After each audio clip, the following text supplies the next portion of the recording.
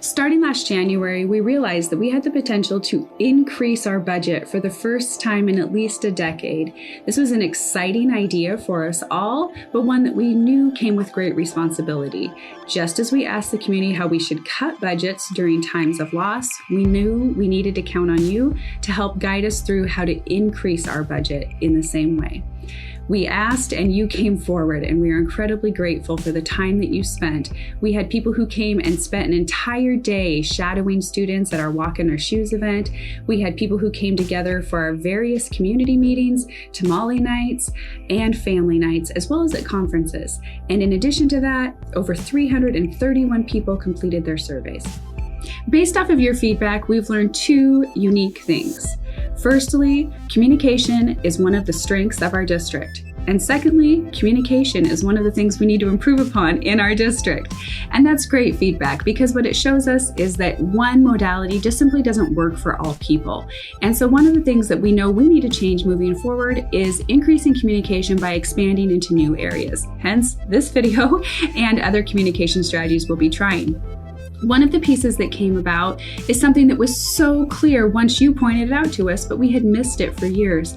And that was that for those of you who share custody, you do not get the same information. And so we are soon adding in a survey so that you can give us information so that we can add more than one contact number and more than one contact address to send home those flyers, to be sure that those of you who are co-parenting in different households can get the same information and support your children equally. Thank you for that feedback. Without your voices, we truly would have continued to miss that need. In addition, we will be expanding our communication strategies through other means as well, and we are currently looking at different interfaces for communication that we can use that will help us reach out to you more effectively.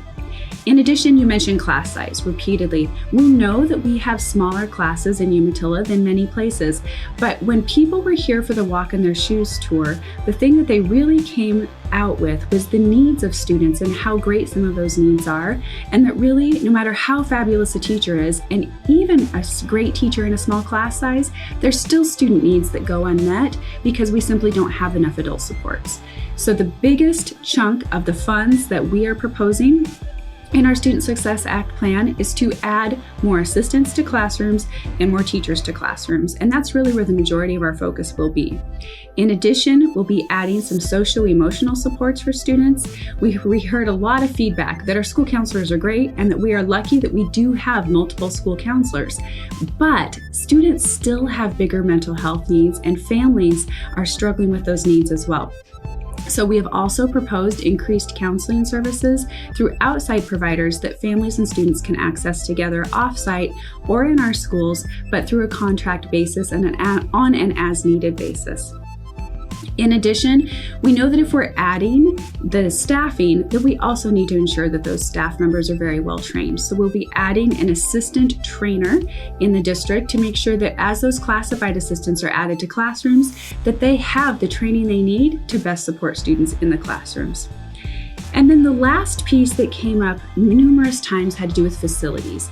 And you know that we did the bond, thank you to all of you for that, that bond work is done, and one of the big focuses of the bond was safety and security. And we are appreciative of the feedback that those updates have been appreciated and noticed, but there's still concerns and there's still need for greater security. So a part of our proposal is to add a school resource officer into the district in cooperation with the Umatilla Police Department, and we're very thankful for their continued partnership and support, and also to add more cameras as well as more technology for alert systems and other ways that teachers can get help if needed.